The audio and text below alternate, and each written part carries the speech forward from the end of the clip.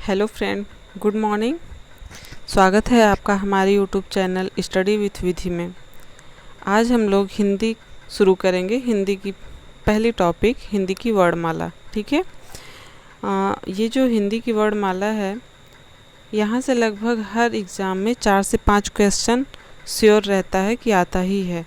ठीक है, तो इसको हम लोग एक डिटेल वीडियो में देखेंगे। हमारी कोशिश रहेगी कि हम आपको डिटेल में बताएं।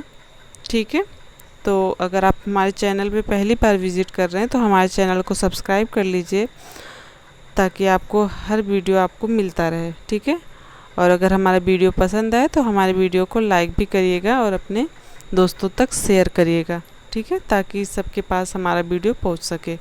ठीक है, तो आइए हम लोग देखते हैं हिंदी की वर्णमाला। सबसे पहले तो हम जान लेते हैं इसके पहले वर्ड को ही, वर्णमाला।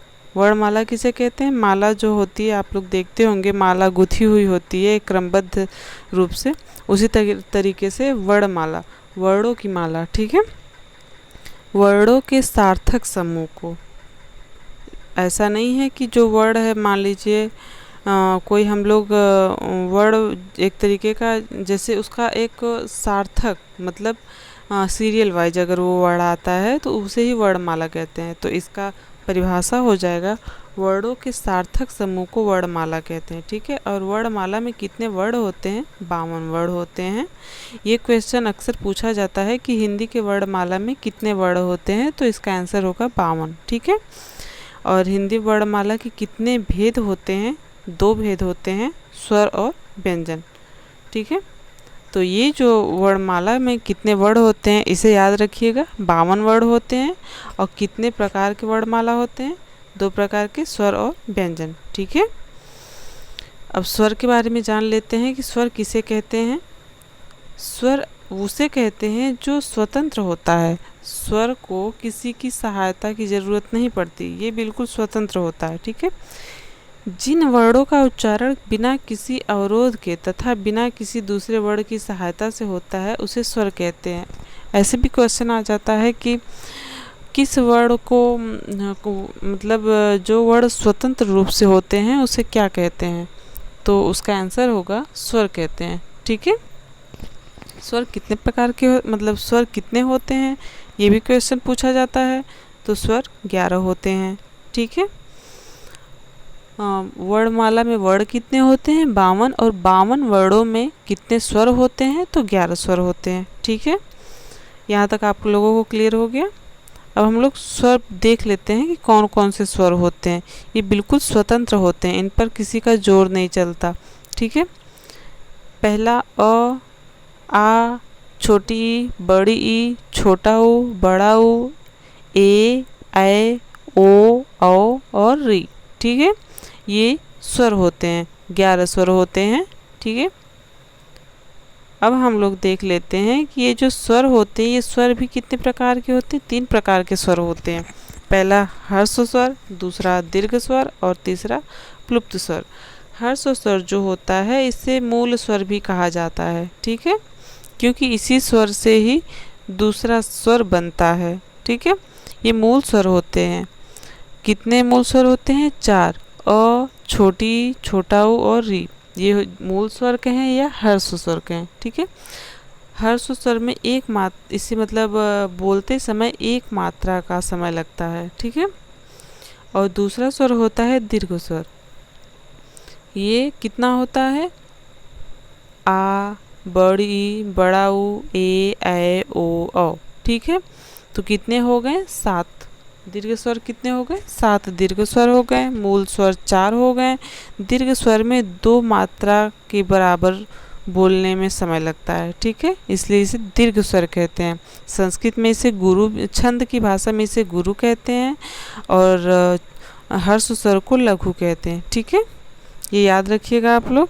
और तीसरा स्वर जो होता है प्लुप्त स्वर होता है। यहाँ से प्लुप्त से क्वेश्चन मतलब हर्ष स्वर, दीर्घ स्वर और प्लुप्त तीनों से ही क्वेश्चन पूछ लिया जाता है। कभी कभी एग्ज़ाम में आता है, ये वर्ड ही आ जाएगा ओम। ओम कौन सा स्वर है? तो ये प्लुप्त स्वर हो जाएगा। और प्लुप्त स्वर कहते किसे हैं? प्लुप्त स्वर जिसे बोलने में काफ़ी ज़्यादा समय लगता है हर्ष और दीर्घ की अपेक्षा। इसमें लगभग 3 मात्रा के बराबर समय लगता है बोलने में।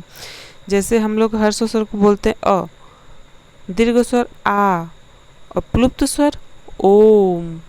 इसका मतलब कि दोनों स्वरों की अपेक्षा प्लुप्त स्वर में ज़्यादा समय लगता है। ठीक है, इसमें 3 मात्रा का समय लगता है। हर्ष स्वर में 1 मात्रा का समय, दीर्घ स्वर में 2 मात्रा का समय, प्लुप्त स्वर में 3 मात्रा का समय। ठीक है, यहाँ तक क्लियर हो गया आप लोगों को। अब हम लोग देख लेते हैं व्यंजन को। व्यंजन किसे कहते हैं?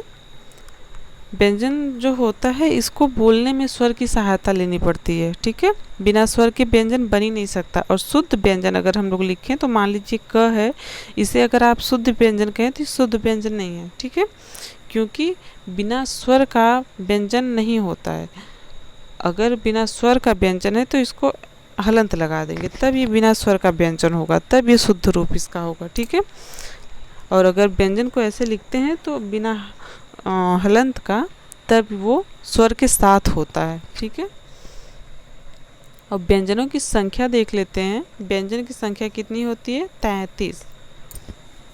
स्वर की संख्या 11, व्यंजन की संख्या 33 और पूरे वर्णमाला में कितने वर्ण होते हैं? तो 52। ठीक है, स्वर को बोलने के लिए किसी की आवश्यकता नहीं होती, स्वर स्वतंत्र होता है। लेकिन व्यंजन जो होता है इसमें स्वर की आवश्यकता होती है। बिना स्वर के व्यंजन नहीं बोला जा सकता। अगर हम व्यंजन को बिना स्वर का लिखना चाहें तो हलंत लगा के लिखेंगे, तभी उसे कह सकते हैं कि ये वर्ड जो है बिना स्वर का है। ठीक है, ये शुद्ध रूप उसका होता है व्यंजन का। आगे हम लोग देखते हैं। हमें उम्मीद है आप लोगों को यहाँ तक क्लियर हो गया होगा।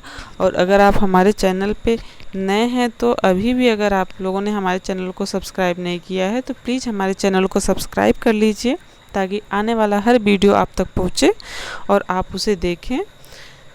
और अगर इस वीडियो को आप लोग स्किप मत करिएगा। हमारी कोशिश है कि इस वीडियो में हम पूरे वर्णमाला को लिए हुए हैं, आपको समझाए हैं।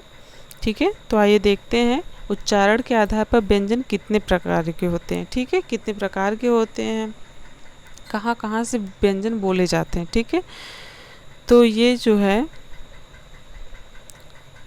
स्पर्श व्यंजन इसको कहा जाता है। ठीक है, क से लेके म तक जितने भी वर्ड इधर दिख रहे हैं आपको, ये वर्ड जो है सभी स्पर्श व्यंजन है।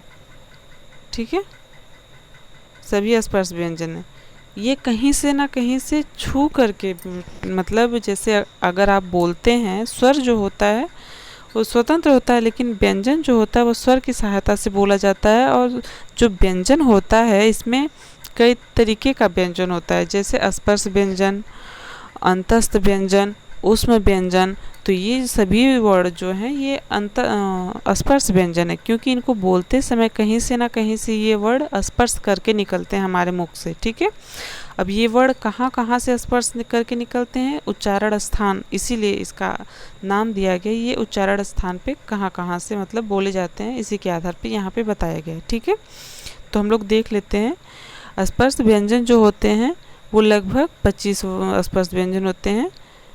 यहाँ से क से अंगा तक 5 व्यंजन, च से च, छ, ज, झ, ञ, ये भी 5 व्यंजन। ये जो है ये ऊष्म व्यंजन होते हैं। आगे बताएंगे हम आपको। ट, ठ, ड, ढ, अड़, त, थ, द, ध, न, प, फ, ब, भ, म। ठीक है, ये सब जो है स्पर्श व्यंजन है। अब इसे देख लेते हैं ये वर्ड कहाँ से बोले जाते हैं। जो क वर्ग मतलब वर्ग होता है, क, ख, ग, घ, अंग, ये कंठ से बोला जाता है। ठीक है, इसलिए इसे कंठ व्यंजन बोलते हैं। और यहाँ से लगभग 2 क्वेश्चन आना ही आना है। ठीक है, कभी कभी क्वेश्चन पूछ देता है कि क वर्ड कहाँ से बोला, इसका उच्चारण स्थान कहाँ है, तो इसका आंसर होगा कंठ। ठीक है, और च, छ, ज, झ, ञ कहाँ से बोला जाता है? ये त से बोला जाता है। ट, ठ, ड, ढ, अड़, ये मूर्धा से बोला जाता है। ठीक है, और त, थ, द, ध, न, ये भी दंत से बोला जाता है, दांत के पास से। ठीक है, ये ओष्ठ से बोला जाता है, प, फ, ब, भ, म। ठीक है, तो ये सब स्पर्श व्यंजन है। इसके बारे में भी आप लोग जान चुके हैं। लगभग ये 25 है।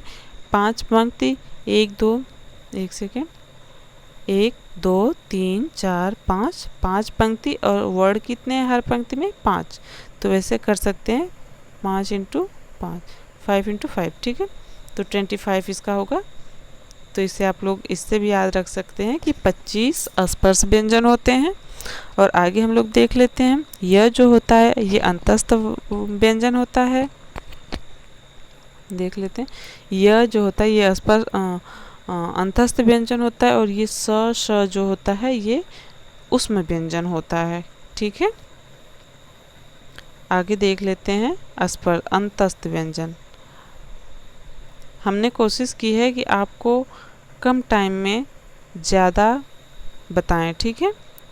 इस पे भी अगर आपको हमारे चैनल अच्छा न लगे तो फिर कैसे चलेगा। हमारे चैनल को लाइक ज़रूर करिएगा, सब्सक्राइब कर दीजिएगा, ठीक है। देख लेते हैं अंतस्थ व्यंजन कितने होते हैं। अंतस्थ व्यंजन 4 होते हैं, ठीक है। ये क्वेश्चन लगभग आता है हर टेट में तो आता ही आता है, और सुपर टेट से भी इसमें क्वेश्चन आया था, ठीक है। अंतस्थ व्यंजन कौन से हैं, य र ल व, ठीक है। इसे आप स्क्रीनशॉट लेके रख लीजिएगा या तो कहीं नोट कर लीजिएगा, ठीक है। उष्म व्यंजन भी कितने होते हैं, 4 होते हैं। कौन कौन से, बड़ा सा, मूर्धन्य सा, छोटा सा, ठीक है। ह, ये सब उष्म व्यंजन होते हैं। संयुक्त व्यंजन भी 4 होते हैं, छ, त्र, ज्ञ और स्र, ठीक है। संयुक्त व्यंजन मतलब 2 व्यंजन मिलके जब नए व्यंजन को बनाते हैं तो वो संयुक्त व्यंजन होता है, क्योंकि 2 वर्डों के मिलने से ये व्यंजन बना है, इसलिए इसे संयुक्त व्यंजन कहेंगे। आगत व्यंजन किसे कहते हैं, ज और फ। ये जो नीचे अंक की मात्रा लगी है इसे नुक्ता बोलते हैं, ठीक है। ये उर्दू में लगभग आता है, यहाँ से भी आजकल क्वेश्चन आने लगा है। आगत व्यंजन की संख्या 2 है, ज और फ। इसको मतलब फारसी भाषा में, उर्दू भाषा में ज़्यादा इसका यूज होता है। इसको ज नहीं पढ़ेंगे, ज, फ नहीं फ, ऐसे पढ़ते हैं, ओके। यहाँ तक आप लोगों को क्लियर हो गया होगा। अब हम लोग देख लेते हैं अर्धस्वर। ये मोस्ट इम्पॉर्टेंट है, यहाँ से भी काफ़ी क्वेश्चन आते हैं। लुंठित वर्ड जो है ये भी आया था, ठीक है। तो देख लेते हैं बारी बारी। अर्धस्वर कौन कौन से होते हैं। अर्धस्वर जो होता है य और व दोनों होता है अर्धस्वर, ठीक है। लुंठित या प्रकंपित व्यंजन, ये र है, ठीक है। प्रकंपित, लुंठित, प्रकंपित मतलब जब आप र बोलते हैं तो देखिए, महसूस करिए आप, र जब बोल रहे हैं तो कहीं ना कहीं कंपन इसमें आ रहा है, इसीलिए इसे प्रकंपित कहते हैं, ठीक है। और पार्श्विक व्यंजन ल होता है। ल मतलब जो होठ होता है, जीभ, वो पूरा मोड़ के आती है आवाज़ इससे, ठीक है। जब हम पूरा अपने मतलब जीभ को मोड़ते हैं तब जाके ल निकल पाता है हमारा, ठीक है। तो इसलिए इसे पार्श्विक व्यंजन कहते हैं। और नासिक के व्यंजन, ये अंग, य, ढ, न, म, ये सब जो होता है ये नासिक के व्यंजन होते हैं, क्योंकि ये इनका उच्चारण नाक से होता है, ठीक है। स्वरयांत्रित व्यंजन जो होता है वो ह होता है। आगे देख लेते हैं। र को लुंठित व्यंजन कहते हैं, ये हो गया। ल को पार्श्विक, ठीक है। आगे देख लेते हैं वर्ड की परिभाषा। यहाँ पे टाइप हो गया गलती से। जो सबसे छोटी इकाई होती है, जो वर्ड होता है वो भाषा की सबसे छोटी इकाई होती है वर्णमाला की। मतलब वर्ड से भी छोटा होती है ध्वनि, क्योंकि जैसे ऐसी ध्वनि या ऐसा वर्ड जिसका उसके बाद, मतलब जब हम जो बोल रहे हैं उसके बाद उसका कोई भी खंड ना कर सकें, उसे ही हम लोग सबसे छोटी इकाई कहते हैं। तो सबसे पहले अगर आपको ऑप्शन में ध्वनि दिया है, ठीक है, तो आप ध्वनि को मारेंगे। लेकिन अगर आपको ध्वनि नहीं दिया है तब आप वर्ड को मारेंगे, ठीक है। सबसे छोटा क्या होता है, वर्ड होता है। वर्ड से छोटा ध्वनि होता है। ऑप्शन में ध्वनि आएगा तो ध्वनि टिक करिएगा, ध्वनि नहीं है तब आप जाके वर्ड को, ठीक है। वह छोटा से छोटा ध्वनि जिसके और टुकड़े नहीं किए जा सकते उसे हम वर्ड कहते हैं, ठीक है। आशा करते हैं आप लोगों को यहाँ तक क्लियर हो गया होगा। आगे देख लेते हैं संयुक्त व्यंजन। ये परिभाषा, यहाँ परिभाषा आप लोग देखेंगे तो उलझ जाएंगे इसमें, ठीक है। इसे ना देखते हुए देख लेते हैं इसे। संयुक्त अक्षर जो होता है किस किस वर्णों से मिलकर बना हुआ है। संयुक्त अक्षर 4 हैं, छ, त्र, ज्ञ, और ये चौथा वर्ण जो होता है वो श्र होता है। ठीक है, तो छ जो है वो क और श से मिलके बना है। ये क जो है ये आधा मतलब शुद्ध व्यंजन है, क्योंकि इसके नीचे हलंत लगा हुआ है। ठीक है, ज्ञ बना है जो वो ज और इया से बना है। ठीक है, त्र त और र से, और स्र छ क स त र ज य स र, स और र से मिलके स्र बनता है। ठीक है, तो इसको आप लोग याद कर सकते हैं कैसे, क्योंकि ये यहाँ से क्वेश्चन एक ठो कन्फर्म है कि आना ही आना है। ठीक है, तो इसको याद कर लेंगे ऐसे। क श, एक सेकंड लिख देते हैं, क श त र ज य श और र। ठीक है, आप लोग इसे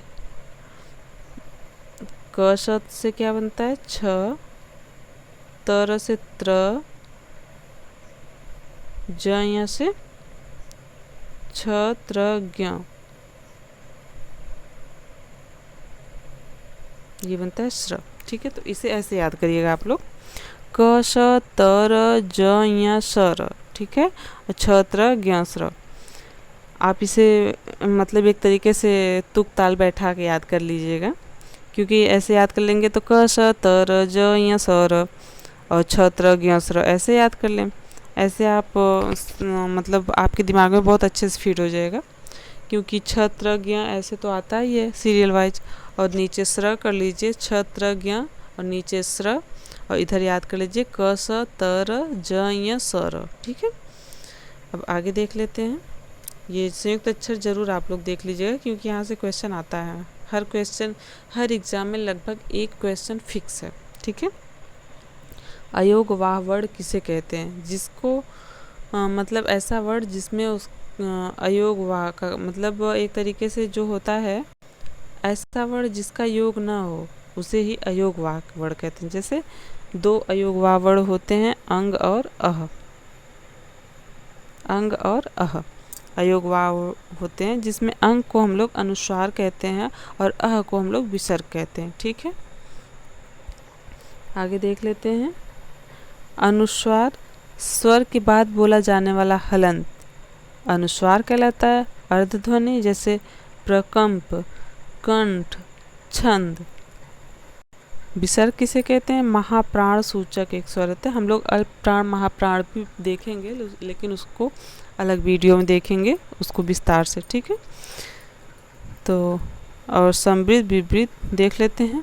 समृद्ध स्वर कौन सा होता है, समृद्ध स्वर के उच्चारण में मुख द्वार सकरा मतलब बहुत ही पतला होता है, उसे समृद्ध स्वर कहते हैं। ये याद रखिएगा, समृद्ध स्वर मतलब सकरा। सकरा मतलब बिल्कुल पतला, बिल्कुल छोटा। जब वो खुलता है मुंह तो उसे समृद्ध स्वर होते हैं। इसकी संख्या समृद्ध की कितनी होती है, 4।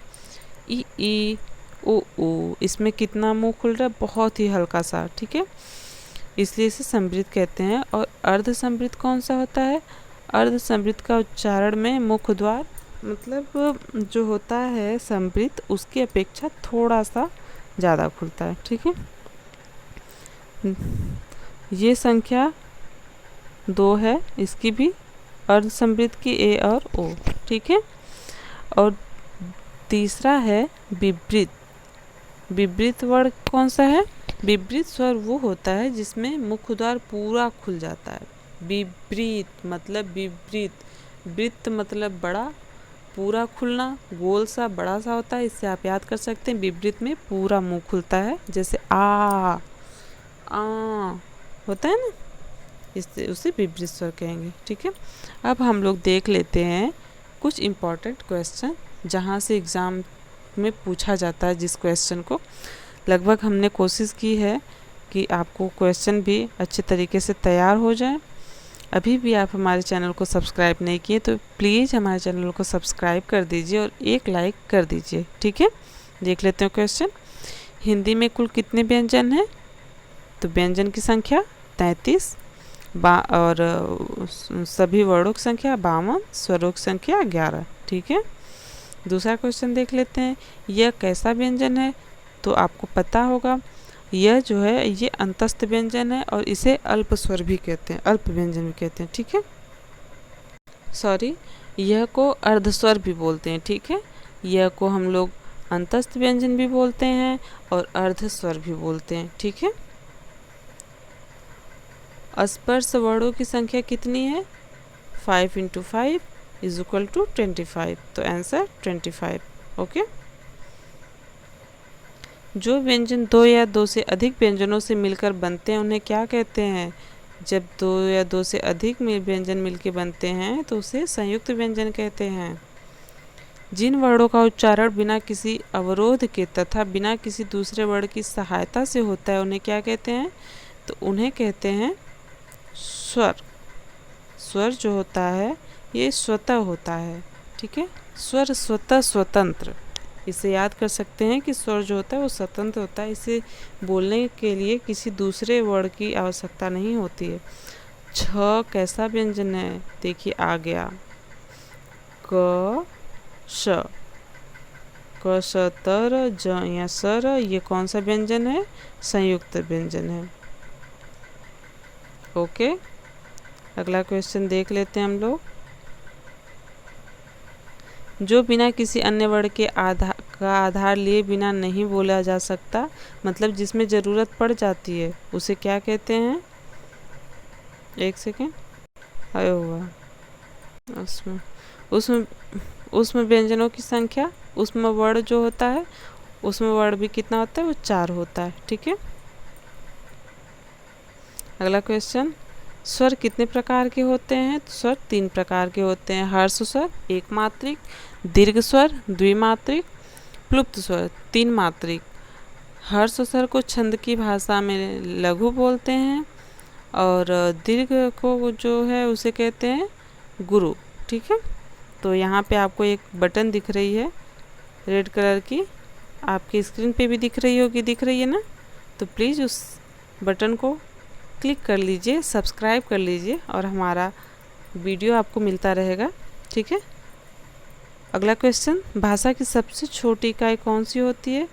तो जैसा कि हम आपको बताया कि सबसे छोटी इकाई जब पूछे अगर रहेगा ध्वनि, तो आप ध्वनि को क्लिक करेंगे, अन्यथा आप वर्ण को क्लिक करेंगे, वर्ण या अक्षर। ठीक है, ये दोनों दिया है, दोनों हो जाएगा, अक्षर या वर्ण एक ही होता है। तो आज हम लोगों ने 10 क्वेश्चन देखा। हमने कोशिश की कि आपको जो इम्पोर्टेंट टॉपिक है इम्पोर्टेंट हमने आपको बताया। ठीक है, जो आपके लिए मतलब एग्ज़ाम के लिए काफ़ी महत्वपूर्ण है। तो आई होप पसंद आया होगा आपको हमारा वीडियो। अगर आपको हमारा वीडियो पसंद आया होगा तो प्लीज़ एक लाइक ज़रूर कर दीजिएगा और इतना कहने के बाद प्लीज़ एक सब्सक्राइब तो बनता ही है, तो सब्सक्राइब ज़रूर करके जाइएगा। ठीक है, तो थैंक यू सो मच। आगे की वीडियो में हम लोग दूसरा टॉपिक देखेंगे। ओके।